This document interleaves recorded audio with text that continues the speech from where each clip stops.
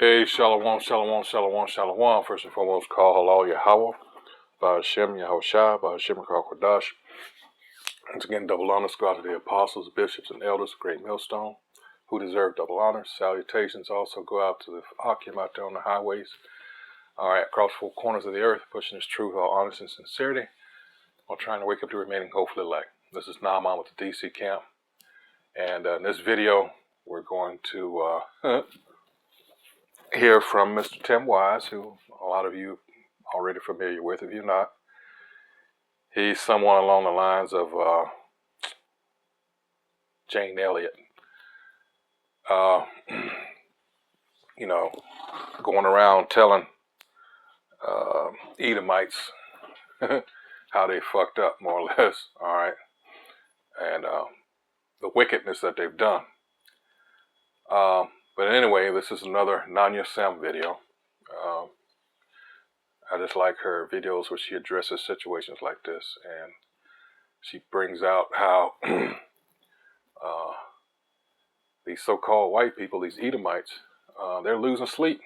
You know, we remain rent-free, and in some cases, we've actually bought property in these wicked Edomites' mines. You know, set up shop permanently. So let's go ahead and roll the video. He's going to tell them about the history here, which we already know, but it's just good to, you know, be reminded of, in case you're tired of hearing it from us. Hey, that's cool. But you still got to add scriptures to this, because that's what we're about here. All right, letting you know what time you're in. All right, because if you hadn't been paying attention, this shit could kick off at any time. I'm talking about you need to be paying attention what's going over there overseas in this Ukraine shit. All right. Also, these other nations are getting together. They're formalizing a plan because everybody's tired of America's shit. This is the time where America, why we're using the scriptures, because it's in there. It's always been there. All right. People are tired of America's bullshit. They're tired of the elites, but in particular America, because America was set up as that what? The so-called policeman of the planet. They're that third arm when it comes to that Revelation 16 there. All right. It talks about the three frogs. And it talks about this arm of the beast system, which is the military arm, being America. And then you have the financial, which is London. And then you have the what? The religious, which is Rome. So let's go ahead and roll this, and let's get into this man telling people that look like him how fucked up they are. Hi sweeties, how are you doing? Welcome to Naya Sim. If this is your first time of coming across this channel, sweetheart, kindly smash that subscribe button. You can turn on the notification so you get notified each time I upload. And please give this video a thumb up. I appreciate you all so much, and I am saying a very big shout out to every one of you for all the love and support you all give me here. I am truly grateful. Thank you all so much. So today we'll be talking something very important, and it's about this white man, Tim Wise, right? We started by saying that rich white men telling not rich white people that their enemies are black and brown people, right? And oh yeah, it's easy to convince them, right? Because they refuse to know the history and they do not understand the history. And I truly do not know that they are like, that there are the weapon the rich white men use against black people. When you are not educated or when you do not know a lot, or the poor white people are being used by the white rich people, telling them that their enemies are black people and the rest of it. So he also mentioned that the history of Europe about killing each other, their history is about killing each other, not until they figure out that there are other people too, that is black people, right? And that they were scared that the enslaved Africans were going to rise and take power because they know that they were being played. And when they figured out that they were being played, they also look for a way to fight back. And you know what? Step to the screen, I am just going to roll this clip. We'll come back to talk about it. And I absolutely want to read all your comments. Let me know what you all think. I'm straight up right and rolling. And the whole history of America is the history of rich white men telling not rich white people that their enemies are black and brown. It starts in the colonies of what would become the United States. Yep. Let's remember, during the colonial period, mid-1600s, there was no such thing as white people. That's right. I know some people who are now called white find that shocking, right? Because they think whiteness is real. Right? But whiteness was created. Europeans didn't call themselves white. We didn't call ourselves white. We weren't all members of one big happy family. Are you kidding? Have you studied the history of Europe? The history of Europe was about killing each other. That's what we did in Europe. We just killed each other. Before we figured out there were other people to kill, we just killed each other. Right? I mean, that was the history of Europe. The English hated the Irish, right? Northern Italians didn't even think that Southern Italians were Italians. The Germans hated everybody, and everybody hated their ass right back, right? There was no team called white, no race called white, but all of a sudden, in the middle of the 1600s, there was. Why? Why was it suddenly necessary to create this thing called the white race? Well, because rich people can count, that's why. And so rich folks looked around, the ones that owned all the land, you know, in the colonies, the colonial elite looked around and they realized something, that they were heavily outnumbered by African enslaved folks, by European indentured servants, who were just one level above a slave, or other Europeans who weren't technically indentured servants, but they were still peasants, didn't have any money, didn't have any land, and they could do the math. They added it up, and they were like, damn, we got to figure out a way to split these folks apart from one another, or they're going to rise up and take our stuff, right? Because after a while, these black folks who were enslaved Africans and these quote-unquote white folks who were poor Europeans are going to figure out they're all getting played by these rich people, right? So ultimately, the rich figure out they got to come up with some way to get somebody in that group on their team. The easiest thing is to get the poor European, right? Because at least they look like you. They sort of share some of the customs and the culture. So they all of a sudden create this thing called whiteness, and they say, now you're part of the club. Now we're going to let you testify in court, enter into contracts, vote, at least if you're a man, own a little bit of land, at least if you're a man, right? And we're going to get rid of indentured servitude. No more of that, because you're too good for that. And we're going to take the white men, now called white men, and put them on the slave patrol to keep black people in line. Give them a horse and a gun and a badge and make them feel big and powerful, right? They're still poor. They still don't have anything. They didn't pay the slave patrol well, right? Just exploited them, used them as a buffer between the elite and the other poor folks, particularly poor folks of color. And pretty soon, the rebellions that occasionally happened where black and white got together to overthrow the elite, those stopped because the divide and conquer had begun to work, right? You could turn people against each other by telling those poor white folks, they got to keep these black people in line. And so that divide and conquer gets initiated in the colonies. Rich white men telling not rich white people that their enemies are black and white. When we look around, Think about that. Those scriptures, Proverbs 4 and 16 on down. Micah 2nd chapter. Habakkuk 2nd chapter. All right. All those reveal who we're talking about here. In Proverbs 4th chapter, talking about these people cannot even sleep unless they devise mischief. All right. This is what they're all about, concocting schemes, and they're just wicked. And then you go into Micah 2nd chapter. All right. These are the things that they devise. They find ways to scheme and take land and let's get it. This is Micah 2 and 1. It says, woe to the oppressors. That's it. That's what we're talking about, right? Woe to them that devise iniquity and work evil upon their beds. When the morning is light, they practice it, because it is in the power of their hand, because they have all the means. What's the saying?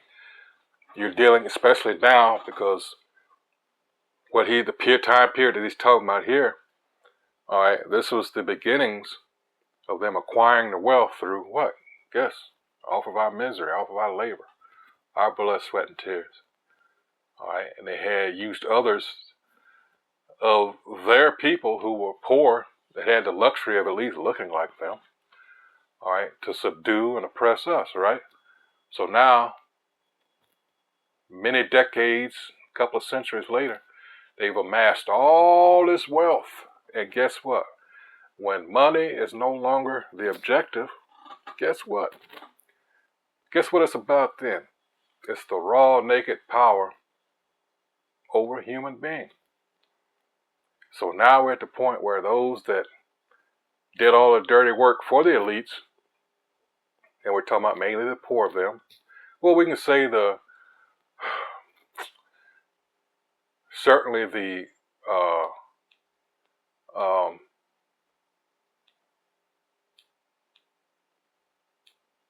middle class and those above middle class. I can't give you a number where a cutoff is, but in other words, those that aren't filthy rich or well off, however you want to put it, wealthy, now you're going to suffer with the rest of us. But Jake's still screwed anyway. You know, Jacob's trouble is coming. Can't get around that, all right? Because they went out of their way to make sure that we never amassed generational wealth, all right? And you see that here with the vast amount of gentrification that's been going on. I mean, you look in D.C. now. I'm sure they're around surrounding areas too, but I'm mainly focused on D.C. because it's so right in your face. Everywhere you look, it's like it's a crane, and they're building something new. All right. I mean, these people, and see, that's what Jake gets because of pride, right? Pride. Oh, for what? You were killing each other. I'm talking about Jake's here. You were killing each other in such numbers that, you know, it's the usual game with them. You know, blood in the streets, things are cheap. And they bought it up and look what you have. So why are you complaining? I hear so, I just want to laugh in their face. Sometimes I do. Fuck you. You play the fool all these years, what do you think is going to happen? Selling this shit to your own people. All right. And all this was devised ages ago. All right. All that fucking so-called civil rights bullshit that our people fed into, another scheme. And what did it do? See, a lot of us fail to look at how we got so focused on integration and things that happened after. You fail to look at things that happened before that period. We had our own businesses, separate, but unequal turns out to be better than being integrated, because guess what? Our money goes to everybody else, everybody else's community except ours. And again, they make sure, because all these immigrants that come here, guess what? They're allowed to set up shop in our neighborhoods. Therefore, all the money goes to them. Where before, when we had our own businesses, what do you think they burned down all our shit? And we know because of the curses, we were never going to be together on this side anyway. So, yeah, we're screwed. There ain't no amount of education that's going to help us. You know, that's what this period is for now. Getting yourself right with the Most High. All right? That's what grace period is for. All right? Following the law, statutes, commandments to the best of your ability. Not doing anything you want to do. See, these churches, all of them need to be burned down. I'm not telling you to do anything. As a disclaimer, I have to point that out. But what are they good for? They've misled our people all this time because they got that little 501c3. All right. Tax exempt. So they're letting you have money so if you continue to deceive your people. Wow. That's taking the bag. Let's continue on. Around and we see today in our politics a rich white man telling working class white people that their problem is brown people. We need to understand the historical pedigree of that. That is symbolic of the entire history of race and class politics in America. The history of rich white people telling working class and poor white people that their problem are black and brown people. Beginning in the 1600s, that is what happens. Prior to about 1670 or so, there was no such thing as the white race, at least not recognized as such, called as such. That is not what people of European descent were when they were in Europe. They were English, they were Irish, they were Scottish, they were whatever they were. They were not white. Only in the colonies do we become white, and for a very specific reason, because in those early years of the colonial period, where you had white indentured servants, one level above enslaved themselves, and you had African-descended folks, some of them enslaved for life, others indentured servants also in the earliest years of the colonies, those people would often see their interests as being common. They all realized that they were being screwed over by the same landowners, the same elite. They fomented various rebellions, like Bacon's Rebellion in Virginia, others as well.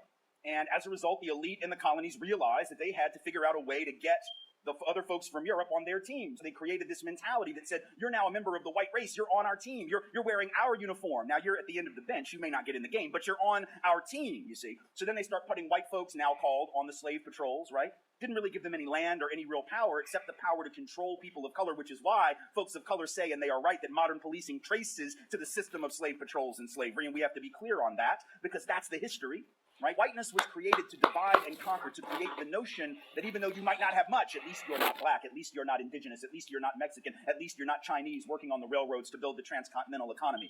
You may not have much, but at least you have, as W.E.B. Du Bois said, the psychological wage of whiteness.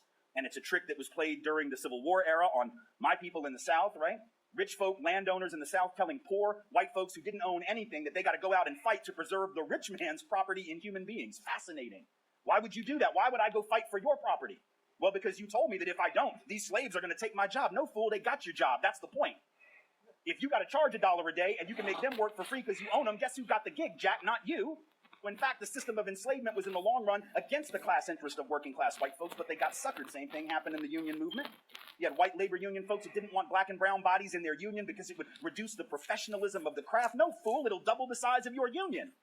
And then when you go out on strike, they can't replace your happy ass with the brown folk that you didn't want next to you in the first place. Because when they do replace you with them, then you will blame them, not the elite. See how that works? It's a trick. And it has worked for hundreds of years. It is working on some folk right now. And it is our job to resist that with everything. Here we go. So, She's going to make a good point here. What did I just say? Well, hopefully you understood what I said, but here we go. I'm going to preface this by saying I absolutely appreciate the fact that it is being done, that it is being spoken about, that the work is getting done. But I would be lying if I say I didn't feel a way about Tim Wise capitalizing off of speaking out against racism. Like, he's saying the same stuff that we say, but he's getting paid. But when we say it, it's critical race theory. Didn't he just sit up there and say what we know about the slave patrols? The thing you have to remember about Colin Kaepernick, where he brought that out, but nobody. Oh, it's why are you complaining? It's Don't you find it funny that whenever we complain, nobody wants to hear it? Jeremiah 5. Hey, let's get it. But here you can have somebody else that has nothing to do with what we went through, i.e. this guy here, Tim Wise, and Jane Elliott. They're right, but oh no. Why did I do that?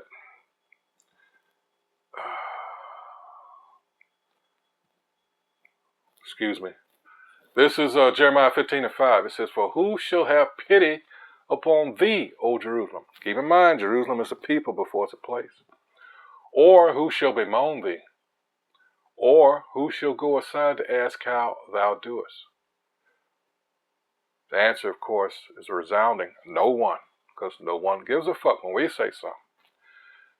That's fucked up. The person that's being wronged, that's getting their ass kicked, whenever they complain, nobody gives a fuck. That goes back to slavery too, because, and even to this day, you might get hemmed up with the police or whatever. It might not even be the police, it'll be someone else in authority. And they'll be on you, belittling you, telling you you've done this, you've done that, and some little old white man come along. Oh no, he was such and so where. It wasn't him. Now everything's all cool. It's the same thing. Like I say, nothing has changed. All right, like the saying goes, the more things change, the more they remain the same.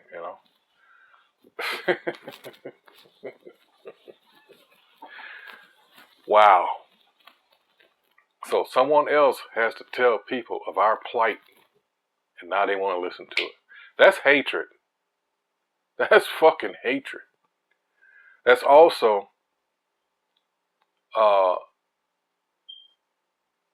not wanting to be reminded. And that's what this, let me understand this. What's happening down in Florida now with this Asian American Pacific Islander, they're pushing their history, but they're telling you at the same time that, you know, black studies has to be done away with. And here's the thing that pisses me off, because you stupid motherfucking so-called intellectuals amongst our people, you got tricked with including that fucking LGBTQ shit. What does that have to do with us as a people? And you gave him the perfect excuse because, hey, who gives a fuck what how they Yeah, I get so frustrated I have to why are you letting them ride our coattails? That's my question to our supposed leadership. I didn't vote for these motherfuckers. All right. These so-called people from academia. All right. Why? See, that was the whole BLM, that Black Lives Matter bullshit was set up for. You marching up and down the street with these homos and shit. That was all set up by George Soros. Why did you feed into that? Here he is. He set up 3 fucking lesbians to run an organization that's supposed to represent our people.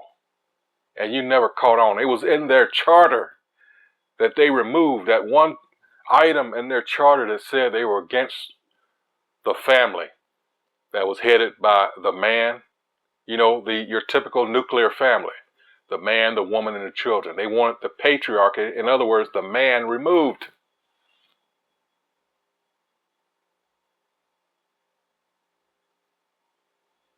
This is why I'm like, and I'm so grateful. I'm like, I get away from fucking niggers. You've got to get away from, my goodness. Oh. You keep siding with people that do not have our best interest at heart. They have their own. Let them funny motherfuckers go over there with the white man where they belong. Because that shit does not, that's their shit. All right. Because when you study Edom, the so-called white man, they're all about that shit. If our people want to be, let them go over there with them. They're no longer a part of us. You got to learn to excommunicate motherfuckers. And that's our problem. We always want to, well, if someone is oppressed, that was the trick, you dumbass.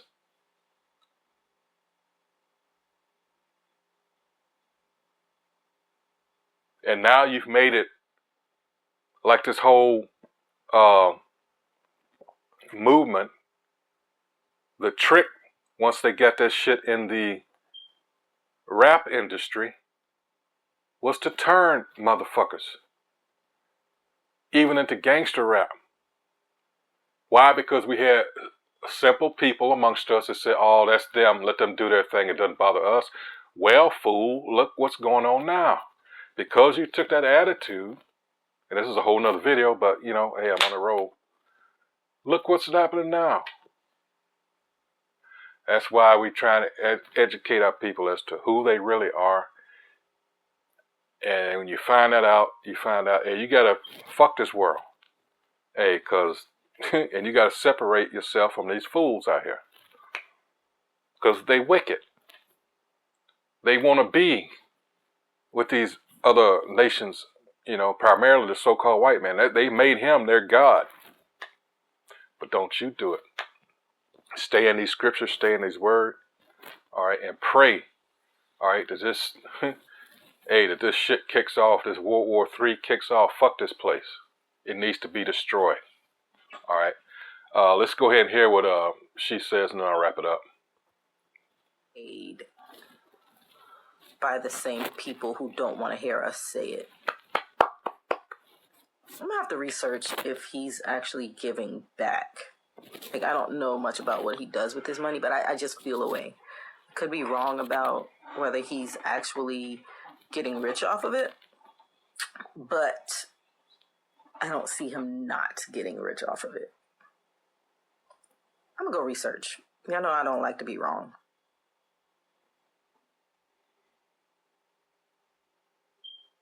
So this is all we got from the stitches. Yeah, I was able to also make research if he's giving back. He is actually giving back. But then I know he is being paid for to, like, say all this and all that, but he has really been consistent with all, with his teaching and talking for a very longer time. So the truth is that I really like how he, tackled them.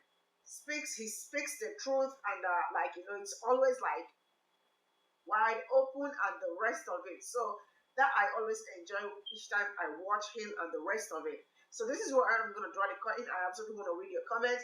Let me know what you all think in the comment section, and see you all in my next video. Bye for now. Hey, and that's really all that I had. She, hey, went straight on in. What is he doing this? What was his motives? That's what I've always said. But damn, that's fucked up. That you got to have somebody that, that from the outside at least, he doesn't, doesn't appear to be our people. But and yet now we have somebody over there in Israel, some position over there, complaining about the biggest problem now is the American black male. What the fuck? Hey, this word is getting out. That's, this word is getting out, and it's got these motherfuckers terrified. Again, prophecy. All right? Prophecy is what we're concerned about. Hey, so until the next video, shalom.